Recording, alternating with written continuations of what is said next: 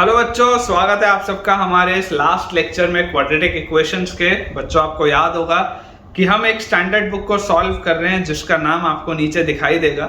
और इस standard book में अभी तक हमने पूरा लोगैरिथम कंप्लीट किया और क्वाड्रेटिक इक्वेशंस का एक्सरसाइज 1, 2, 3, 4 और 5th एक्सरसाइज करेंटली अभी हम बना रहे हैं। इस एक्सरसाइज में बच्चों इंटीजर टाइप क्वेश्चंस हैं जो बहुत ही अमेजिंग क्वेश्चंस हैं और काफ़ी सारे हमने इसमें सवाल बना लिए हैं। आज के लेक्चर में कुछ बचे हुए जो इंपॉर्टेंट क्वेश्चंस है वो हम देखेंगे और आज का लेक्चर अपना कंप्लीट करेंगे। मिलेंगे आपसे हम अगले लेक्चर में जिसमें कि हम पढ़ेंगे सीक्वेंस एंड सीरीज। लेकिन आज के लेक्चर में ये क्वेश्चंस को देखने के पहले अगर आप में से कोई भी बच्चा ऐसा हो जिसको लगता हो कि आप थ्योरी में कमज़ोर हैं और आपको थ्योरेटिकल थोड़ा सा और काम करने की ज़रूरत है, तो आप बच्चों इस प्लेलिस्ट को बिल्कुल देख सकते हैं। इस प्लेलिस्ट में मैंने वो सारे कंसेप्ट्स कवर किए हैं जो जेई के लिए रेलेवेंट हैं, आपके लिए इम्पॉर्टेंट हैं। और अगर आप इन सारे के सारे बच्चों कंसेप्ट्स को अच्छे से देखते हैं तो आपका ऑटोमेटिकली प्रिपरेशन जो है जेई का वो बहुत अच्छा हो जाएगा। तो चलिए आप जल्दी से इस प्लेलिस्ट को रेफर कर लें, सारे क्वेश्चंस एक बार अच्छे से आप देख लें और आ जाइए इस लेक्चर पर वापस, जिससे कि हम अपने क्वेश्चंस के प्रैक्टिस को आगे बढ़ा पाएँ। तो बच्चों, लास्ट लेक्चर में हमने शायद क्वेश्चन नंबर 12 तक बना लिया था। आज हम क्वेश्चन नंबर 13 से शुरुआत करते हैं। तो देखिए, जो पहला बच्चों अपने पास सवाल दिया हुआ है दैट इज क्वेश्चन नंबर 13, जिसमें लिखा है कि find the number of integral values of a in the interval 0 से 100। ए अगर 0 से 100 के बीच में आपको बताना है तो आपको नंबर ऑफ इंटीग्रल वैल्यूज बतानी है। नंबर ऑफ इंटीग्रल वैल्यूज कि कितनी इंटीजर्स ले रहे हैं, ठीक है। Number of integral values of a in 0 to 100 so that the range of the function fx is equal to, आपके पास एक फंक्शन दिया हुआ है fx is equal to x plus a divided by x square plus 1। x plus a divided by x square plus 1 contains the interval 0 से 1। Contains the interval 0 से 1। ये जो इसका रेंज है, रेंज आपको बोला जा रहा है रेंज कंटेन्स इंटरवल 0 से लेकर 1 तक, ठीक है।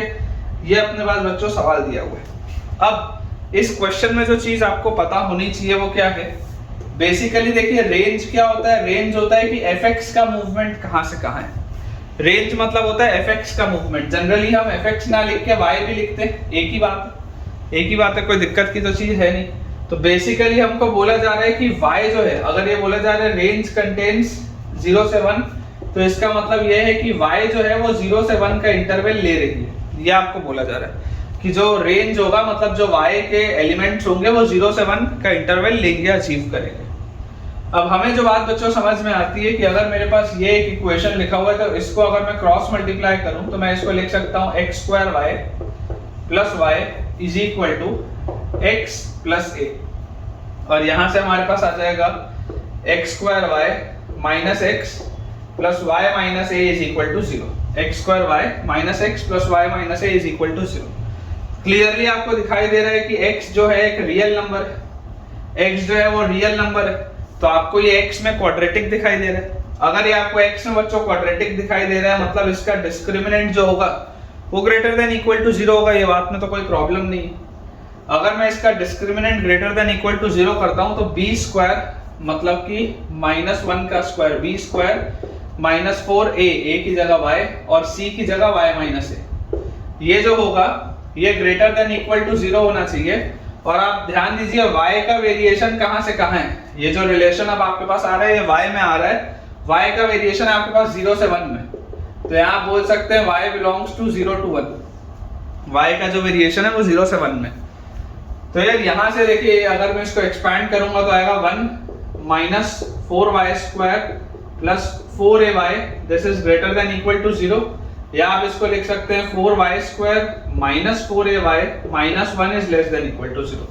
हम इसको ऐसा लिख सकते हैं। अब देखिए, ये एक क्वाड्रेटिक है, माउथ ओपनिंग अपवर्ड्स पैराबोला है, y में क्वाड्रेटिक है और आपको दिखाई दे रहा है कि y का वेरिएशन कहां से कहां है। तो y का वेरिएशन है 0 से 1, मतलब ये जो माउथ ओपनिंग अपवर्ड्स पैराबोला है, हमें इसमें बोला जा रहा है कि ये mouth opening upwards parabola less than 0 है या इक्वल टू 0 है।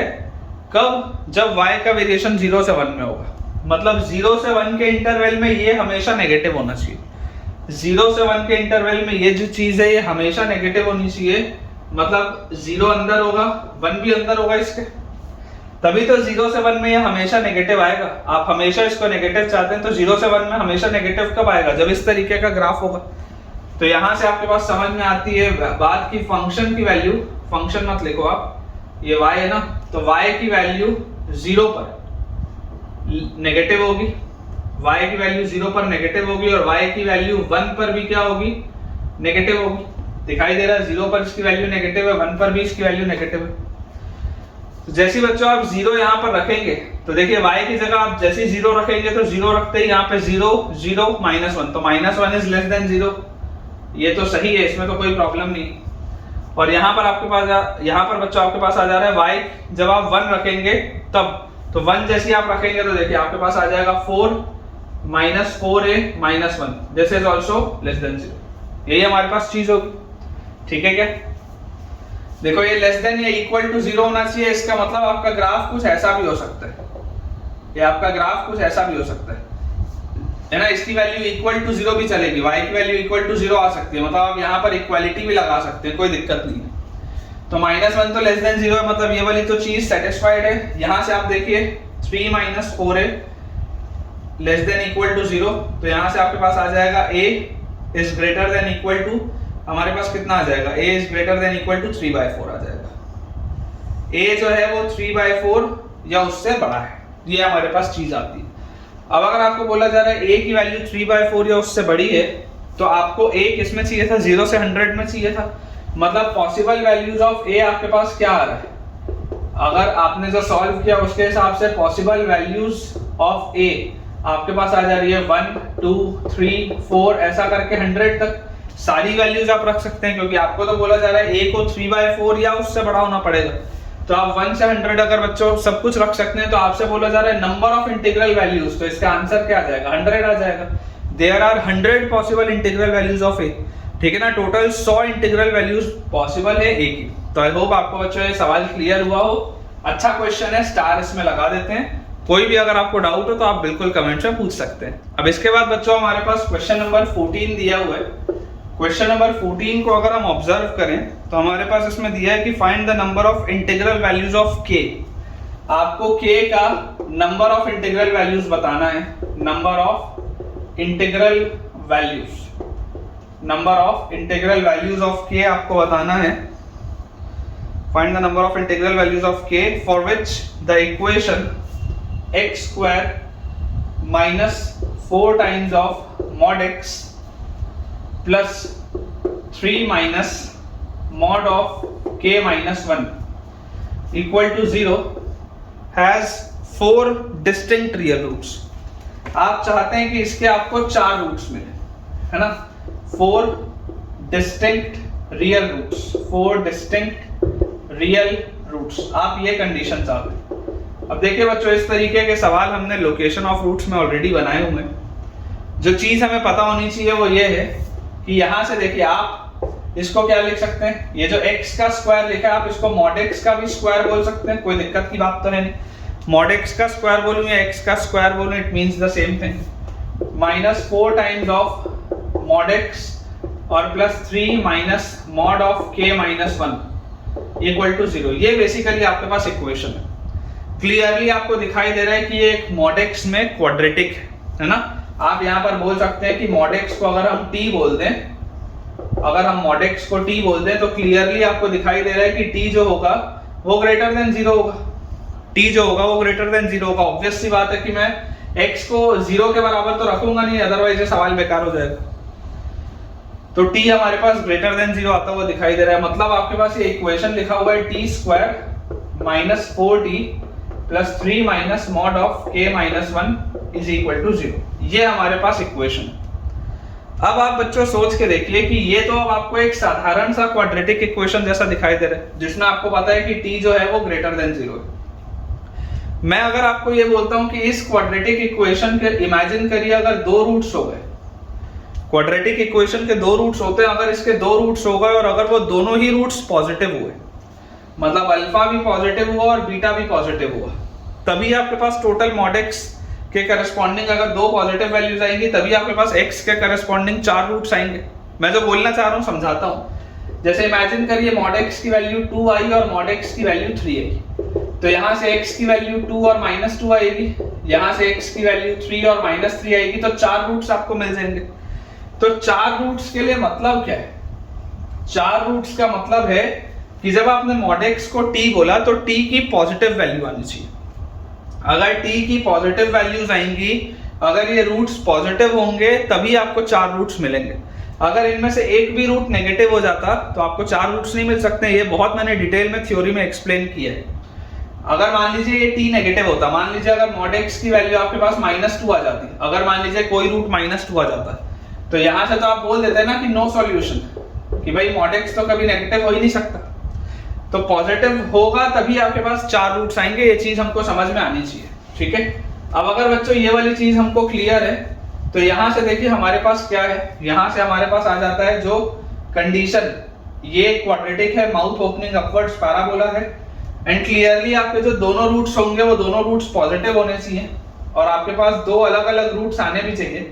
तो अगर आपके पास ये 2 रूट्स हैं अल्फा और बीटा, तो बहुत स्वाभाविक सी बात है कि दोनों रूट्स पॉजिटिव होने चाहिए, तभी आपको 4 डिस्टिंक्ट रूट्स यहां पर मिल पाएंगे।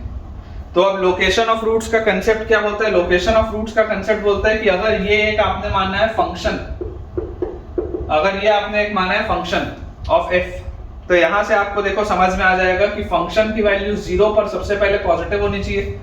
फंक्शन की वैल्यू 0 पर आपको पॉजिटिव मिल रही है। वर्टेक्स का जो x कोऑर्डिनेट होगा, वर्टेक्स का x कोऑर्डिनेट आपके पास पॉजिटिव होना चाहिए, ये बात भी हमको समझ में आती है। और इसके अलावा जो इसका डिस्क्रिमिनेंट होगा वो ग्रेटर देन 0 होना चाहिए, ये बात भी हमको समझ में आती है। ये 3 आपको बच्चों चीजें फॉलो करनी पड़ेंगी, उसके बिना कुछ भी कर पाना पॉसिबल नहीं। तो मैं अगर आपको बोलता हूं कि चलो हम फंक्शन की वैल्यू 0 पर निकालते हैं कि आ क्या रहा है, तो देखिए जैसे ही आप 0 पर निकालेंगे तो 0 पर ये खत्म, फंक्शन की वैल्यू 0 पर आएगी 3 minus mod of k minus 1। ये जो चीज आ रही है ये पॉजिटिव आनी चाहिए। इसका मतलब मॉड ऑफ k माइनस 1 जो आएगा आपके पास, ये लेस देन 3 आएगा, और mod of k minus 1 less than 3 आएगा। इसका मतलब क्या है? इसका मतलब है कि ये जो k माइनस 1 आपके पास है, ये -3 और 3 के बीच में होगा। मॉड ऑफ k माइनस 1 अगर 3 से छोटा है, इसका मतलब k माइनस 1 -3 और 3 के बीच में। ये भी प्रॉपर्टी मॉड्यूलस की अपन पढ़ चुके हैं। अगर मैं 1 ऐड कर दूं तो -2 is less then k is less then 4, ये आपके पास आ जाता है k का value, -2 is less then k is less then 4, ठीक है। ये अपने पास आ जाती है k की वैल्यू जैसे हम 1 ऐड करेंगे। तो ये पहला वाला तो अपना हो गया। अब आपके पास है वर्टेक्स का x कोऑर्डिनेट, तो -b/2a को अगर मैं निकालूं तो वर्टेक्स का x कोऑर्डिनेट क्या है? -4/2, मतलब कि +4/2।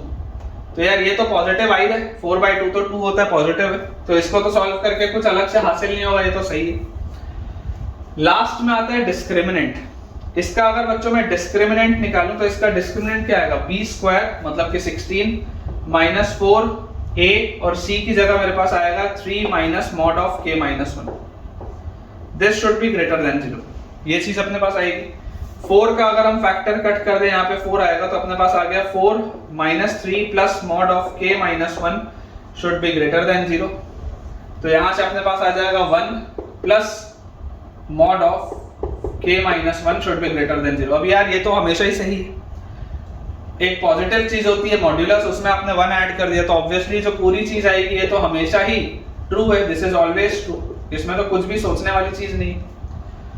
तो ओवरऑल आप देख सकते हैं कि आपने तीनों चीजें सॉल्व कर ली और आपके पास सिर्फ जो एक्चुअल आंसर निकल के आ रहा है वो यहां से आ रहा है, ठीक है। तो k की वैल्यू आ रही है -2 से 4 के बीच में। आपसे पूछा जा रहा है number of integral values of k, तो पॉसिबल वैल्यूज ऑफ k आपके पास क्या आएगा? पॉसिबल वैल्यूज ऑफ k, जो आपको आंसर में निकालना है, नंबर ऑफ इंटीग्रल वैल्यूज। तो नंबर ऑफ इंटीग्रल वैल्यूज आएंगी -1 0 1 2 3। आपके पास आंसर इसका आ जाएगा बच्चों 5।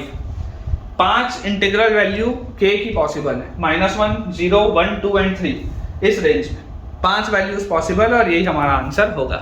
सो बच्चों अब जो लास्ट सवाल है हमारे पास, दैट इज क्वेश्चन नंबर 15। उसमें हमारे पास लिखा हुआ है कि आपके पास f एक फंक्शन है which is defined from all real numbers to all real numbers अगर आपको इसका एक्सप्लेनेशन ना भी पता हो तो कोई दिक्कत नहीं है, 12th में आता है फंक्शंस में।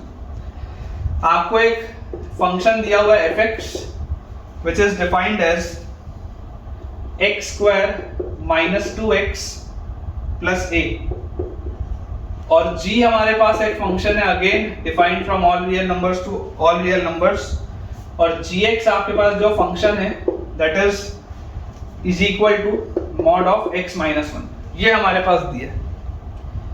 बोला जा रहा है if the equation fx equal to gx has 4 distinct real roots, अगर fx इक्वल टू gx आपके पास जो इक्वेशन होगा इसको जब आप सॉल्व करेंगे तो इसके 4 डिस्टिंक्ट रियल रूट्स होंगे, 4 distinct real roots, this has 4 distinct real roots, then the range of a is p to q, तो a का जो रेंज आएगा वो आएगा p से लेकर q तक, a का जो रेंज आएगा वो आपके पास आएगा p से लेकर q तक, तो आपको वैल्यू बतानी है 5p plus 4q, 5p plus 4q की आपको वैल्यू बतानी है, ठीक है। ये अपने पास बच्चों सवाल है आज का लास्ट क्वेश्चन।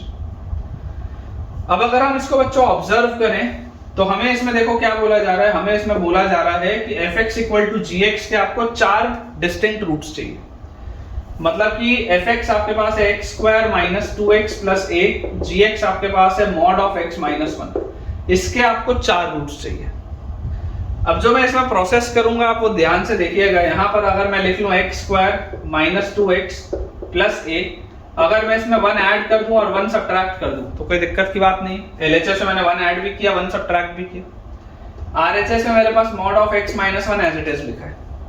ये करने से फायदा क्या होगा, देखो x square minus 2x plus 1, ये x square minus 2x plus 1 को आप लिख सकते हैं x माइनस 1 का whole square plus a minus 1 is equal to mod of x minus 1, ये आप लिख सकते हैं।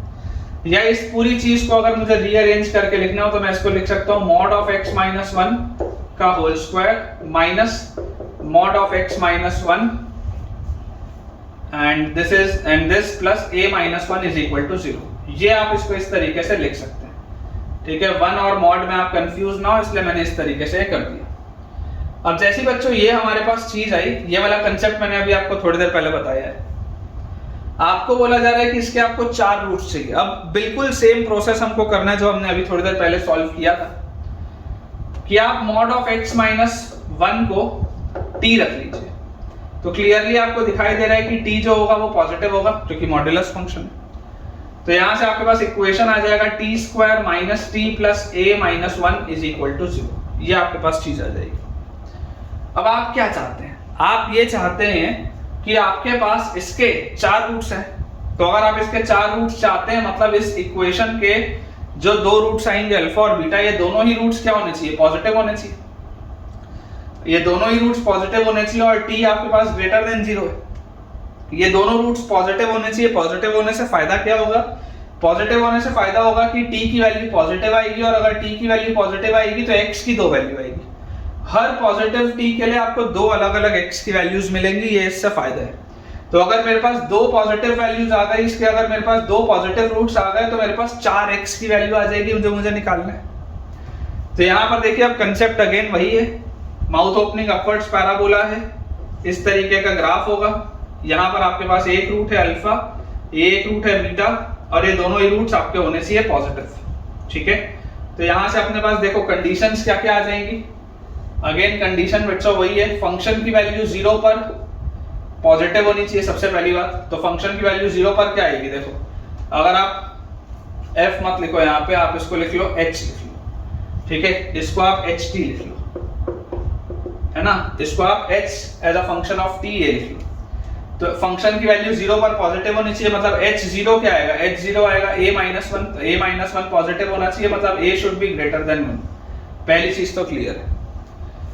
वर्टेक्स का x कोऑर्डिनेट जो होता है -b/2 है, ये आपके पास पॉजिटिव होना चाहिए वर्टेक्स का x कोऑर्डिनेट, तो देखो -b/2 है, अगर आप निकालोगे तो -b/2 है हमारे पास, क्या आ जाएगा, -b/2 अगर मैं लूंगा तो 1/2 आएगा, ये आएगा 1/2, दिस इज ग्रेटर देन 0, तो इससे तो कुछ भी फायदा नहीं हुआ।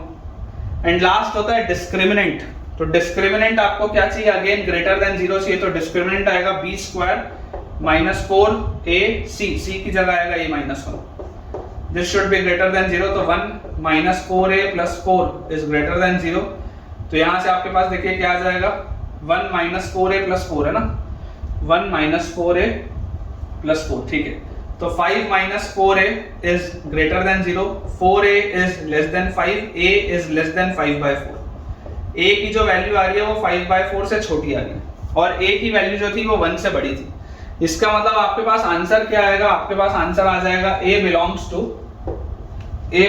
आपके पास आंसर आ जाएगा 1 से लेकर 5/4 तक, आपके पास a बिलोंग्स टू बच्चों आंसर आ जाएगा 1 से लेकर 5/4 तक, 1 से बड़ा 5/4 से छोटा, इसका मतलब p की वैल्यू आपके पास आएगी 1, तो p की वैल्यू तो 1 हो गई, तो 5 × 1 5 होता है, और q की वैल्यू आपके पास आएगी 5/4, तो यहाँ पर q की वैल्यू आपके पास आ जाएगी 5/4, ये 4 से ये 4 कैंसिल आउट होगा, तो 5 + 5, इसका आंसर यार 10 आएगा, चेक कर लो बच्चों, आंसर इसका 10 आएगा, जो कि बिल्कुल सही है। तो विद दिस बच्चों हम इस एक्सरसाइज के एंड पे पहुंच चुके हैं, जो काम के सवाल थे हमने देख लिए, पूरा लॉगरिथम, पूरा क्वाड्रेटिक इक्वेशंस अब मैंने अच्छे से करा दिया है, प्लेलिस्ट मैंने आपके लिए डाली हुई है, ताकि आपकी थ्योरी भी अच्छे से हो, क्वेश्चंस की प्रैक्टिस भी अच्छे से हो।